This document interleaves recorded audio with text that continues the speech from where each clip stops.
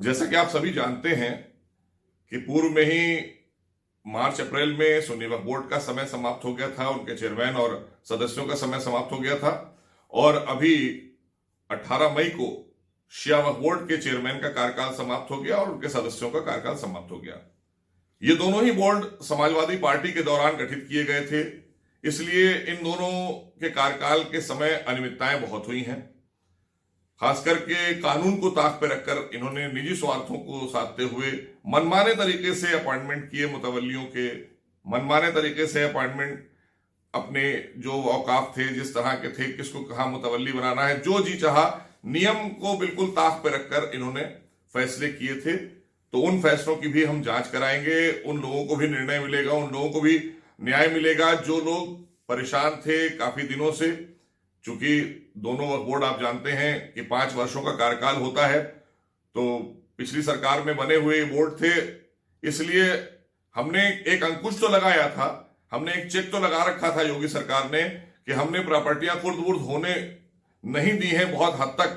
लेकिन उसके बाद भी बहुत सारी संपत्तियों के बारे में शिकायतें आई हैं कि पैसे लेकर ट्रांसफर की गई हैं, पैसे लेकर कहीं दुकानें दी गई हैं, कहीं किसी को पैसे लेकर मुतवल्ली बनाया गया है, जायज मुतवल्ली को हटाकर नाजायज आदमी को मुतवल्ली बनाया गया है। तो इस तरह की शिकायतें बोर्ड में आई हैं और हमारे पास भी तमाम हजारों की तादाद में पत्र आए हुए हैं।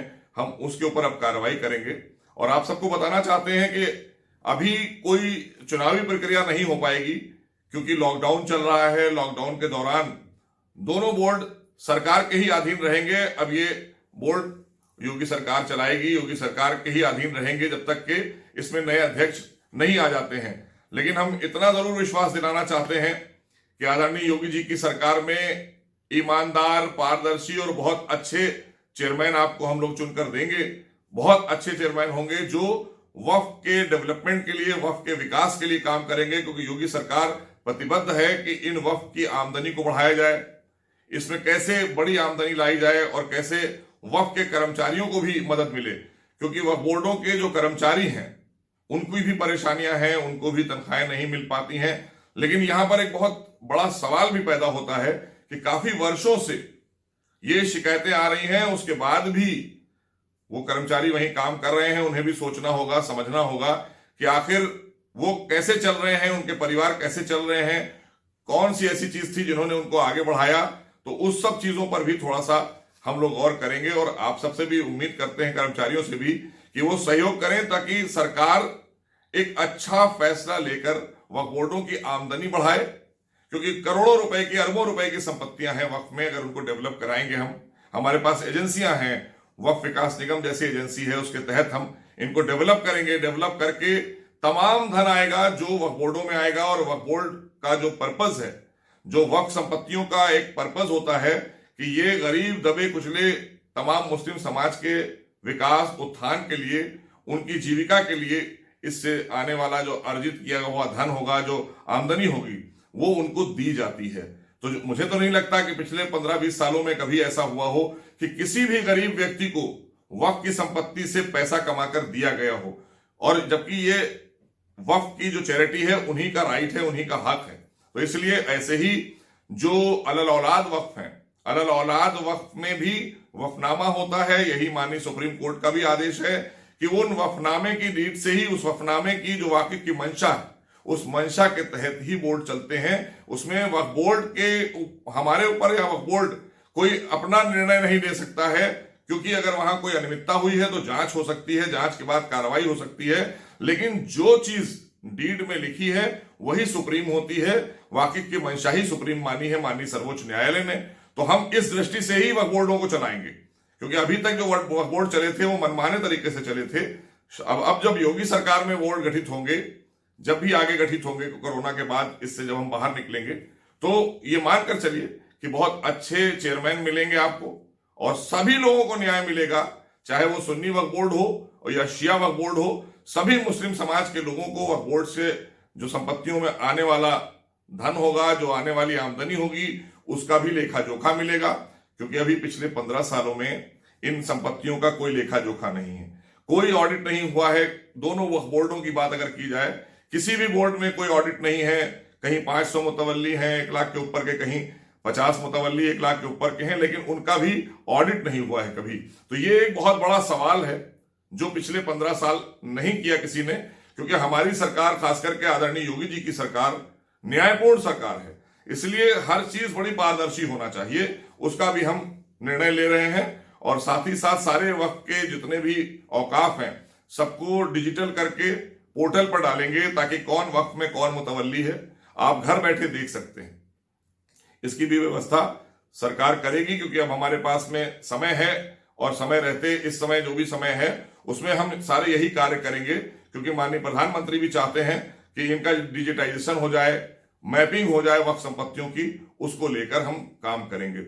और आप सबसे मैं ये कहना चाहता हूं कि जो लोग वक्फ बोर्ड में आते थे, जिनकी शिकायतें थी, बीच में ऐसा देखने में आया था शिया वक्फ बोर्ड में कि उन्होंने, आप अगर कोई रजिस्टर का कॉपी नकल लेना चाहते हैं या कोई रसीद देना चाहते हैं तो जो 50 रुपए की रसीद थी वो 250 रुपए की हो गई, और कोई नकल लेना चाहते हैं वो 500 रुपए से 1000 रुपए की हो गई। तो ये आप मानकर चलिए, हम पहले ही जो रेट तय था हमारी सरकारों के द्वारा, उसी पैसे पर ही आपको देना होगा। कोई को 2000 रुपए नहीं देना है, किसी को 250 रुपए नहीं देना है, किसी को 500 रुपए नहीं देना है। ये फैसला हमने कल ही पलट दिया है, क्योंकि ये फैसला न्यायपूर्ण नहीं था, ये मनमाना फैसला था शिया वक्फ बोर्ड का। हमने उसको पलट दिया है, कल ही आदेश कर दिए हैं। मैंने अपने प्रमुख सचिव को दे दिया है कि आप सीओ को दे दीजिए कि उस फैसले को खत्म कर दिया जाए।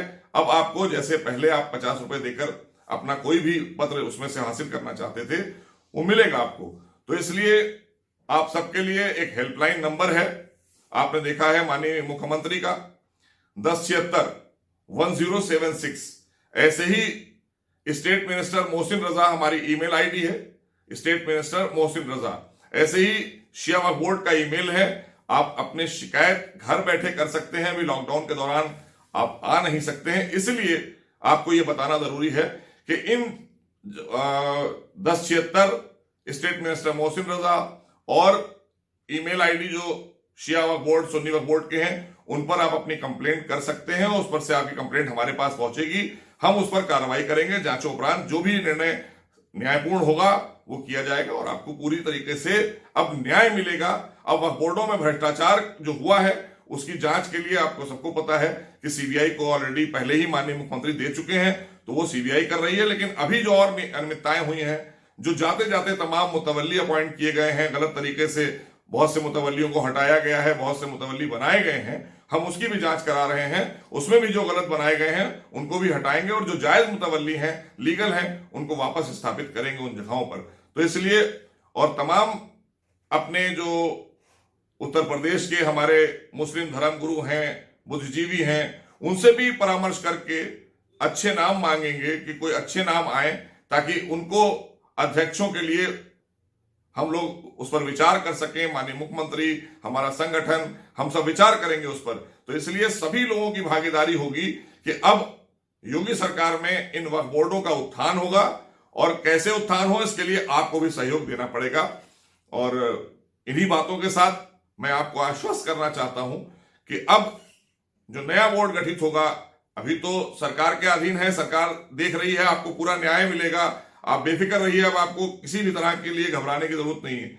अगर कोई बात आपको कहनी है तो सीधा आप मंत्री से बात कर सकते हैं, सीधा आप मुख्यमंत्री के पोर्टल पर 1076 पर अपनी बात कह सकते हैं। वो हमारे तक आएगी और हम लोग उस पर जो न्यायपूर्ण निर्णय होगा वो लेंगे और आपको उसका पूरी मदद मिलेगी। इसलिए सरकार आपके लिए प्रतिबद्ध है, आपका वक्फ मिनिस्टर आपके लिए प्रतिबद्ध है, और हम सब मिलकर वक्फ को एक बार ऐसा वक्फ डेवलप करके दिखाएंगे कि उत्तर प्रदेश में लोग ये मानेंगे कि योगी सरकार ने जो काम किया, ना कभी समाजवादी पार्टी ने किया, ना बहुजन समाज ने किया, ना कांग्रेस की सरकार ने किया।